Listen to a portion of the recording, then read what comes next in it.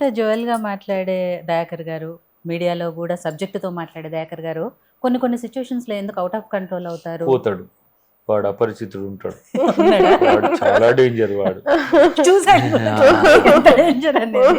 వాడు దాని కొరకు దాని కెరీర్ కూడా వదిలేసే అంటున్నాను. స్థితికి పోతాడు. అవును. అంటే మనం చేసే పని ఫెయిల్యూర్ దిశగా పోతుంది అంటే దానికి కారణమైన వాళ్ళు నా ప్రత్యర్థులు అవుతారు. హ్మ్.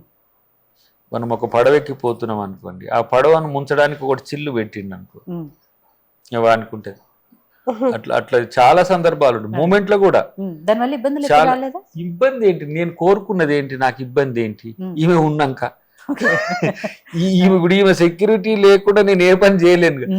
ఇంటికి పోతే పువ్వు ఉంటదా, ఉంది, ఇక నాకేంటి, అదే. నేనేమో కోట్లు సంపాదించడానికి వచ్చినోడిని కాదు, ఆ. కోట్లు ఆస్తులు ఐశ్వర్యాలు కూడబెట్టడానికి వచ్చింది కాదు. Hmm. సో మా లైఫ్ హ్యాపీగా ఉండడానికి ఈమెను సెక్యూర్ గా ముందే చూసినా అని చెప్పిన ఫస్ట్. ఈయన ఎంతసేపు మంచిగా ఈమెను చూసుకున్నాను అనుకుంటున్నారు కానీ ఈ జనరేషన్ వాళ్ళు ఎట్లున్నారో ఈయనకు తెలియదు. అదే కదా. అంత ఈజీగా చెప్పేస్తున్నారు అయితే కానీ అప్పుడు ఎన్ని ఎక్స్పెక్టేషన్స్ ఉంటాయి. యాక్చువల్లీ ఆ విషయం మీరు కదా చెప్పాలి. ఆమె ఆమె చెప్పగలిస్తే అసలు ఒంటరికి ఇంటర్వ్యూ చేసి చాలా చెప్తుంది కానీ ఇప్పుడు నాతో ఉండబట్టుకొని. Actually నేను ఆవిడ personally అయితే ఈ సందర్భాలు మాత్రం మూమెంట్ లో కూడా ఒకసారి కిరణ్ కుమార్ రెడ్డి గారి మీద చాలా సీరియస్ గా ఏది సాగరహారం టైం సమయంలో చాలా మంది దయాకర్ని సహజత్వానికి భిన్నంగా వ్యవహరించినవు నువ్వు అని అన్నారు. Hmm. ఆ రోజు 2-3 టైమ్స్ రాళ్లలాగా వర్షం వచ్చే ఆ నిప్పులు ఆ రోజే డిక్లేర్ అయ్యేది తెలంగాణ. Hmm. 11 గంటల వరకు అందరు ఎక్కడో అక్కడ వెళ్ళిపోయారు. 3 సార్లు వర్షం వచ్చింది అప్పుడు. Hmm. అసలు ఆ బాష్పవాయువులు 2 సార్లు. నేను పక్కనే మా ఇల్లు ఉండే, ఈ సాగరహారం అవతలనే మాది పాటిగడ్డల పాటిగడ్డ ఇల్లు. అని ఉంటుంది. Okay. డ్రెస్సులు సంజయ్ చేంజ్ చేసుకొని పార్క్. వచ్చిన నేను నాకే ఇట్లా ఉంది. ఎప్పుడో పొద్దుగాల 11 గంటలకు వచ్చిన కార్యకర్త తిండి లేదు ఏం లేదు ఎట్లా ఉంటారని. Hmm. అయితే అప్పుడు కిరణ్ కుమార్ రెడ్డి గారి మీద కోపం వచ్చింది. ఆయన అప్పుడు సీమాంధ్ర ఉద్యమానికి ఆయన నాయకత్వం వహించే స్థితి, Okay. కాంగ్రెస్ పార్టీని కాదని Ah. ఆయన సొంతంగా వివరించింది. Hmm. తర్వాత ఇంకో సందర్భం మూమెంట్ టైంలోనే అక్కడ వచ్చింది. తర్వాత మొన్న వచ్చిన 2-3 సందర్భాలు. నల్గొండ మీటింగ్.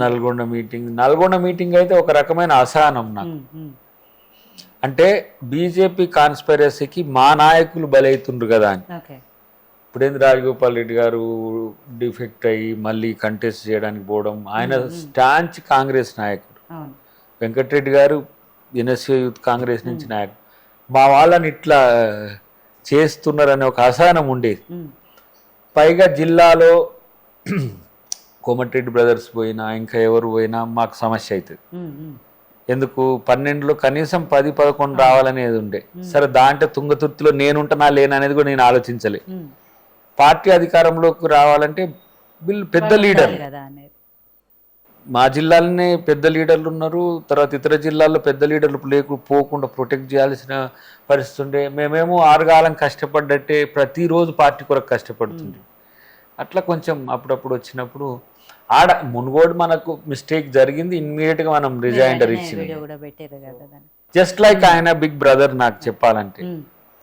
ఇక సో ఇప్పుడు ఏం లేవా అన్నీ? చెప్పొచ్చు ఏది మేము ఒక ఫ్యామిలీ లాగా ఉంటాం ఇట్లా ఇట్లా అని చెప్పొచ్చు. కానీ రెండో అక్కని కలిసింది ఒకరోజు, మేమిద్దరం పోతుంటే పార్క్ లో మూతికి అది ఇటు మన అదేమంటారు కరోనా మాస్క్ దగ్గరకు వచ్చి నిలబడి ఫీల్ అవుతూ నన్ను గుర్తుపట్టినావా అన్న.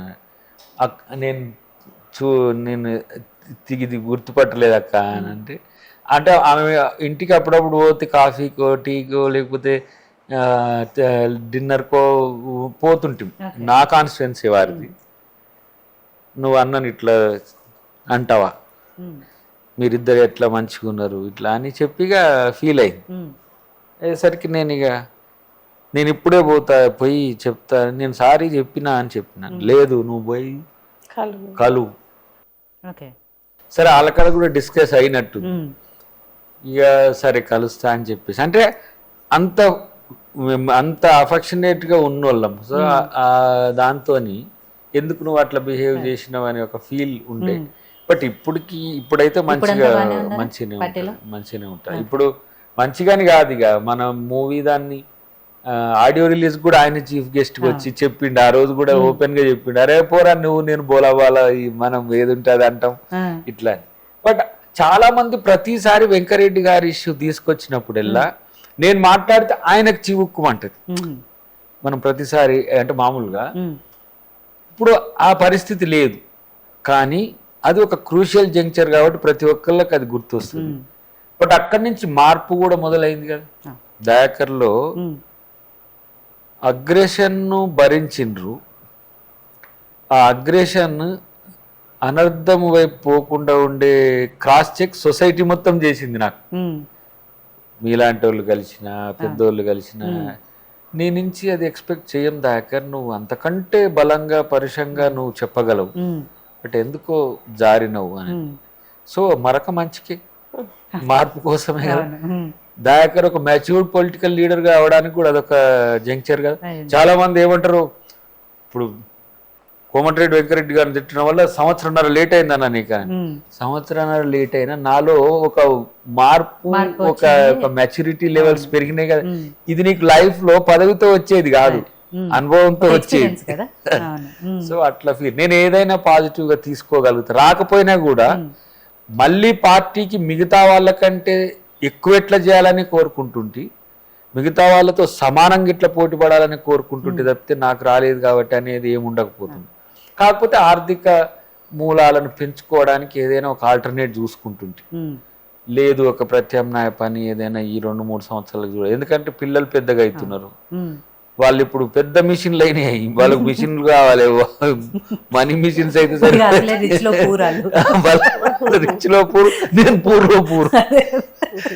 సో ఈమె కూడా ఇప్పుడు మళ్ళీ విఆర్ఎస్ తీసుకుంటుంది, ఎందుకంటే కొంచెం స్ట్రెస్ లెవెల్స్ పెరిగినాయి. సో డెఫినెట్ గా ఏదైనా ఆల్టర్నేట్ బిజినెస్ ఇంకోటి ఏదైనా ఒక కంపెనీ ఫార్మా ఇట్లాంటివి కూడా ఆలోచించేటోన్ని.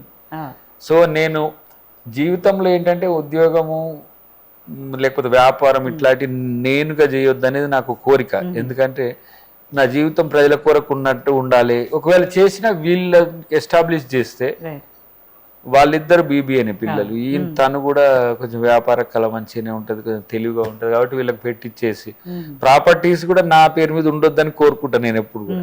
కొంత ప్లెయిన్ హ్యూమన్ బీయింగ్ గా ఉండాలని నాదొక పిచ్చి కళ. అది కలుతూ ఉంటా, ఈమెకు చాలా ఇబ్బంది పెడుతూ ఉంటా. బట్ వేరే మన రెస్పాన్సిబిలిటీస్ దగ్గర వచ్చినప్పుడు మాత్రం ఫీల్ అయ్యేటోని. పిల్లలు మన బాధ్యత. సో వాళ్ళకి చేయాలనుకుంటున్నప్పుడు శక్తి సరిపోనప్పుడు, తన శక్తి సరిపోనప్పుడు నేను సహకరించాల్సిన సందర్భం ఉంటుండే. సో అవకాశం కోల్పోయిన అవసరం మాత్రం ఉంది.